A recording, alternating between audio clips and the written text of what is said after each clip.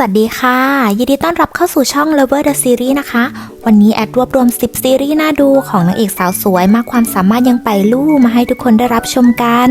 และความสามารถของนางเอกสาวคนนี้ก็การันตีด้วยรางวัลต่างๆมากมายซึ่งล่าสุดสาวสวยคนนี้ก็ได้คว้ารางวัลนักแสดงยอดเยี่ยมแห่งปีในงานเว่ยปัวไนท์ในปี 2024 มาครองนั่นเองค่ะ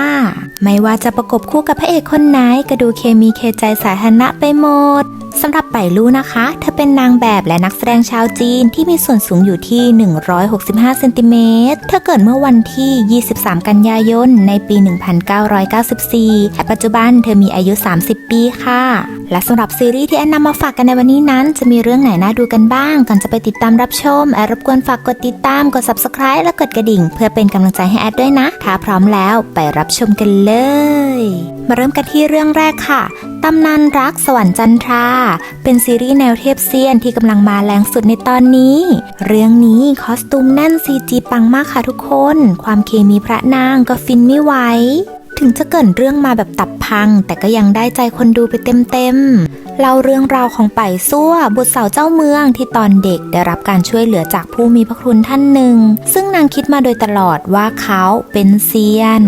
จึงทำให้คลั่งไคล้การฝึกเซียนตั้งแต่นั้นมานางเชื่อมาโดยตลอดว่าหากบำเพ็ญการเป็นเซียนก็จะทำให้มีชีวิตที่ยืนยาวและสามารถตอบแทนผู้มีพระคุณได้จึงตามหาคนที่จะสามารถแนะนำให้เข้าสำนักเซียนมาตลอดจนกระทั่งมาเจอกับเขาฟานเยลราชาปีศาจแห่งแดนอนันตการที่ปิดบังตัวตนมายังพิภพมนุษย์เพื่อรวบรวมอาวรณ์ทั้ง5และเปิดผนึกมันเพื่อรักษาอาการบาดเจ็บของเขาแต่ทว่ามันกลับเข้าไปอยู่ในร่างของเธอและเขาก็ไม่สามารถนำมันออกมาได้จึงต้องพาเธอกลับสำนักและทำข้อตกลงในการรวบรวมอาวรณ์ทั้ง5ซึ่งมันก็ได้เริ่มนำพาพวกเขาให้ได้รับรู้เรื่องราวเมื่อ 60,000 ปีก่อนเรื่องนี้ไปลูกของเรามาพร้อมกับภาระหน้าที่อันหนักหน่วงอีกแล้วค่ะทุกคนแถมยังต้องต่อกรกับปีศาจลุกร้ายสายแบดอย่างพระเอกตามไปลุ้นกันนะคะว่าคู่นี้เขาจะรักกันกี่โมงมาต่อกันที่เรื่องที่2เลรักวังคุณหนิงเรื่องนี้ไปลู่มาประกบคู่กับพระเอกหนุ่มหล่ออย่างจางหลิงเฮ่อค่ะเล่าเรื่องราวของเจียงเสวียนหนิงที่เพียงเพราะต้องการให้ตัวเองได้เข้าไปอยู่ในตำหนักหนิงอันโดยไม่สนว่าต้องหลอกใช้ผู้คนมากมายเท่าไหร่เพื่อนำพาตัวเองให้ได้ก้าวขึ้นไปยังตำแหน่งฮองเฮาซึ่งมันกลับไม่ได้เป็นอย่างที่เธอคิดเพราะเกิดการก่อกบฏขึ้นในราชสำนักโดยเขาเซี่ยเวยซึ่งแสดงโดยจางหลิงเฮ่อที่ได้สังหารฮ่องเต้และบีบให้เธอต้องถูกฝังไปพร้อมกับจักรพรรดิจึงเป็นจุดจบที่โหดร้ายและน่าเศร้าแต่ทว่าเธอกลับได้มีโอกาสย้อนอดีตกลับไปได้ทำให้ครั้งนี้เธอต้องการที่จะใช้ชีวิตที่สงบสุขและอยู่ให้ห่างจากอำนาจในราชสำนักรวมถึงเขาเซี่ยเวยตามไปลุ้นกันนะคะว่าการกลับมาครั้งนี้จุดจบของเขาและเธอจะเป็นอย่างไรเรื่องนี้ไปลู่มาในบทผู้ช่ำชองด้านการใช้ชีวิตที่ได้กลับมาแก้ไขอดีตเธอจึงเป็นคนที่คิดวางแผนเก่งและทันคนมาต่อกันที่เรื่องที่3ค่ะจีบให้วุ่นลงทุนด้วยรักเรื่องนี้นางเอกสาวไปลู่มาประกบคู่กับหวังเฮอตี้หรือดีแลนหวังนั่นเองค่ะเล่าเรื่องราวของเจิงซูอี้นักข่าวสาวด้านการเงินที่เธอต้องการจะพัฒนาสื่อให้ได้รับความสนใจจึงหาโอกาสที่จะสัมภาษณ์นักธุรกิจอายุน้อยชื่อดังที่กีประธานบริษัทการลงทุนอย่างสื่อเยี่ยนให้ได้แต่ทว่าเธอกลับถูกแฟนนอกใจและหญิงคนนั้นคือหลานสาวของเขาสื่อเยี่ยนคนที่เธอต้องการที่จะสัมภาษณ์นั่นจึงเป็นสาเหตุที่ทำให้เธอมุ่งมั่นหนักกว่าเดิมที่จะสัมภาษณ์เขาให้ได้จากนั้นเธอก็จะจีบเขาให้ว้าวุ่นหัวใจเพื่อหวังจะแก้แค้นและเอาคืนหลานสาวของเขาและคนรักเก่าของเธอ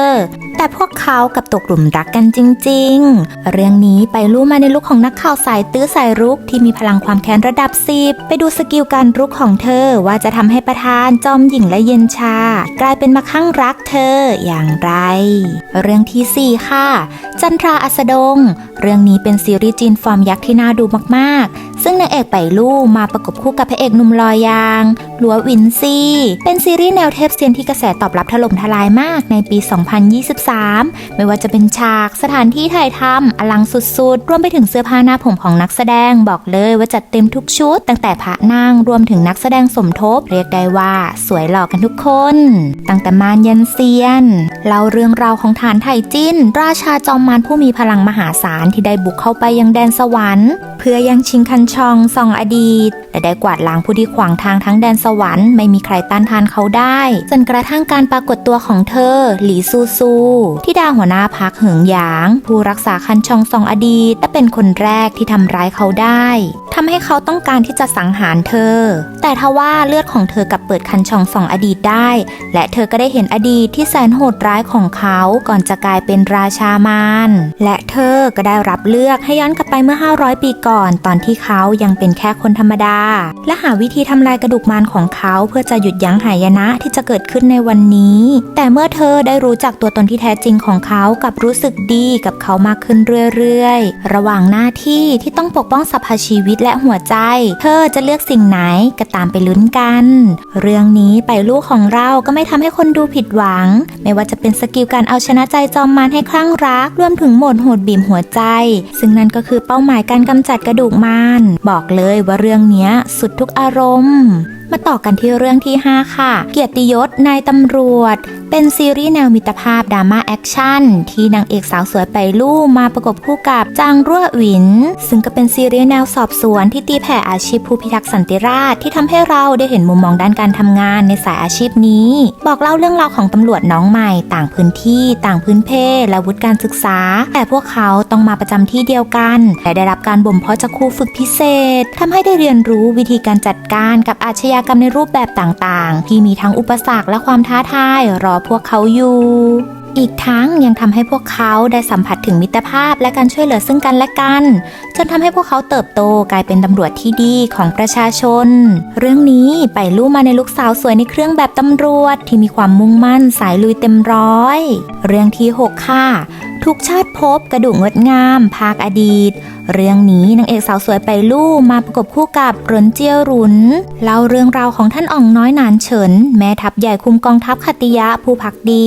ที่เก่งกาจด้านการสู้รบแต่เพื่อล้างข่าวลือเรื่องการชิงบัลลังก์เขาจึงสาบานว่าชาตินี้จะไม่แต่งภรรยาไม่มีทายาทและอยู่รักษาชายแดนไปชั่วชีวิตต่อมาเขาได้รับชุนซืออีที่มีสัญญามั่นหมายกับรัชทายาทที่พอเกิดเหตุการณ์บางอย่างจึงทำให้เธอพูดไม่ได้เข้ามาเป็นศิษย์เพื่อลดความบาดหมางและสานสัมพันธ์อันดีระหว่างจวนอ๋องและตระกูลชุยรวมไปถึงราชวงศ์แต่พอวันเวลาผ่านไปเธอกลับตกหลุมรักเขาโดยไม่รู้ตัวเมื่อเขาผู้ที่ต้องสละตัวเองเพื่อปกป้องบ้านเมืองและเธอผู้ที่ต้องทำตามสัญญามั่นหมายเพื่อครอบครัวเรื่องราวความสัมพันธ์ครั้งนี้จะจบลงอย่างไรก็ต้องตามไปลุ้นกันเรื่องนี้ไปรู้แสดงดีมากๆค่ะทุกคนเป็นคุณหนูผู้สูญเสียครอบครัวตั้งแต่เด็กทำให้เธอพูดไม่ได้ที่ต้องถ่ายทอดการกระทำสีหน้าและท่าทางในการใช้ชีวิตซึ่งเธอก็ถ่ายทอดออกมาได้ชนิดที่แบบตีบทแตกกระจุยเรื่องที่7ทุกชาติพบกระดูกงดงามภาคปัจจุบันซึ่งก็ได้เคมีพระนางคู่เดิมนั่นก็คือไปลู่และเหรินเจี้ยหรุนเปลี่ยนมาเสิร์ฟความฟินเยียวยาหัวใจให้ฟูจากภาคอดีตที่โหดร้ายจนใจพังกันไปแล้วภาคนี้ก็มาเปลี่ยนโหมดเป็นฟินจิกหมอนแทนเรื่องนี้ไปลู่มาในลุคนักพากย์สาวสวยมากความสามารถที่รุกพระเอกแบบจัดเต็มเหมือนล็อกเป้ามาตั้งแต่ชาติที่แล้วเรื่องที่8ขี้ตาแห่งวสันต์เรื่องนี้ไปลู่มาประกบคู่กับหวังอี้เจ๋อบอกเล่าเรื่องราวความรักของหลินเช่าชุนที่ครอบครัวถูกใส่ร้ายจนต้องรับโทษและเป็นเหตุทำให้ครอบครัวของเธอไม่เหลืออะไรเธอจึงไปขอเรียนรู้การแสดงอยู่ที่โรงละครจนกระทั่งได้พบกับเขาซุนวีโหลคุณชายจากตระกูลผู้ดีมีฐานะแต่ทว่ากับเจออุปสรรคมากมายจากครอบครัวฝ่ายชายที่รับไม่ได้เพราะเธอมาจากตระกูลต้องโทษแต่เธอก็พยายามพิสูจน์ตัวเองให้ทุกคนได้เห็นโดยที่มีเขาคอยอยู่เคียงข้างซึ่งก็เพียงแค่เวลาไม่นานเธอก็สามารถมีโรงละครเป็นของตัวเองและขยับขึ้นมาเป็นหนึ่งในผู้ที่มีฐานะร่ำรวยอันดับต้นๆของเมืองได้เรื่องนี้ไปลู่มาในบทสตรีที่ครอบครัวต้องโทษที่ต้องใช้ความสามารถในการฝ่าฟันอุปสรรคเพื่อพิสูจน์ตัวเองให้กลับมามีชีวิตที่ดีอีกครั้งเรื่องที่9จอมคนเหนือชนชั้นเรื่องนี้ไปลู่มาประกบคู่กับไลอี เป็นเรื่องราวที่เกิดขึ้นในช่วงปลายราชวงศ์ถังที่เมื่อลี่ชิงหลิวซึ่งแสดงโดยไลอี้นายใหญ่และช่างตัดเสื้อที่มีชื่อเสียงในหมู่ชนชั้นสูงที่วัตถุดิบสำคัญในการตัดเย็บเสื้อผ้าถูกขโมยไปอย่างมีเงื่อนงำซึ่งในตอนแรกเขาสงสัยว่าเป็นเธอหลงอ้าวอี้ซึ่งแสดงโดยไปลู่หัวหน้าประมุขพรรคมังกรไผ่ตัวแทนชนชั้นล่างแต่เมื่อรู้ว่าเป็นความเข้าใจผิดพวกเขาจึงร่วมมือกันเพื่อสืบหาความจริงและมันก็ทำให้พวกเขาได้เรียนรู้ความแตกต่างระหว่างชนชั้นของอีกฝ่ายเรื่องนี้ไปลู่มาในลุคประมุขชนชั้นล่างลุคกลางๆกวนๆสายลุยยืนหนึ่งซึ่งรักความยุติธรรมและพวกพ้องเป็นที่สุดมาต่อกันที่เรื่องสุดท้ายค่ะครึ่งทางรักเรื่องนี้ไปลู่มาประกบคู่กับพระเอกคนดีคนเดิมของเธอซึ่งนั่นก็คือหลัวอินซีนั่นเองค่ะเล่าเรื่องราวของเจียงจินและหยวนซ่วยที่พวกเขาเป็นเพื่อนกันมาตั้งแต่สมัยเด็กที่เขาคอยปกป้องและดูแลเธอเป็นอย่างดีซึ่งทั้งคู่ก็ได้หายหน้าจากกันไปในช่วงม.ปลายและได้กลับมาพบกันอีกครั้งในโลกธุรกิจเขากลายเป็นอัจฉริยะด้านการลงทุนที่ต้องมาเป็นเจ้านายของเธอซึ่งก็เปลี่ยนไปราวกับคนละคนเรื่องนี้ไปลวกของเล่ามาในลูกสาวออฟฟิศที่อึดถึกทนแต่เธอกลับเป็นคนที่มีโรคแพ้น้ำตาอย่างรุนแรงเป็นยังไงกันบ้างคะสำหรับ10ซีรีส์ของนางเอกสาวสวยไปลู่ที่แอนนำมาฝากกันในวันนี้มีใครดูเรื่องไหนแล้วชอบบ้างอย่าลืมมาเม้นต์มาแชร์กันบ้างนะสำหรับคลิปนี้หากผิดพลาดประการใดแอดก็ขออภัยไว้ด้วยนะและถ้าหากชอบคลิปนี้ก็อย่าลืมกดติดตามกด Subscribe และกดกระดิ่งเพื่อเป็นกำลังใจให้แอดด้วยนะคะแล้วไว้เจอกันใหม่คลิปหน้าค่ะบ๊ายบาย